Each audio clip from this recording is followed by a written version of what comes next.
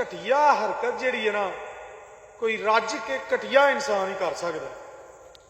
और मैनू ये दस बगैरत इंसाना कि तेनू भोरा शर्म नहीं आई, तेनू की लगता मैं कदी मच्छी नहीं खाधी, मैं कदी मच्छी वेखी नहीं, तू जेड़ा मच्छी खा खू के कंडियां दा दाबड़ा भर के ते मेरे बूहे अगे सुट गया। और चवले तेरी पूरी नस्ल ने इन्नी मच्छी नहीं खाधी होनी जिन्नी मैं सर्दियों के सीजन दे विच खा जाना। बगैरता नदीदा भुखा इंसान है तू। तुहाडा की ख्याल कि तुसीं मैनू देंदे नहीं ते मैनू कोई खाण नूं नहीं कोई शै लभदी। अल्लाह दी ज़ात देण वाली है, अल्लाह दे हुक्म नाल खुला मंडुला खाना खुला निज़ाम है, लेकिन अल्लाह दे हुक्म नाल तुसीं ते मेरी पूरी मेहनत भी नहीं देंदे जिहड़ी मैं मामद कराना।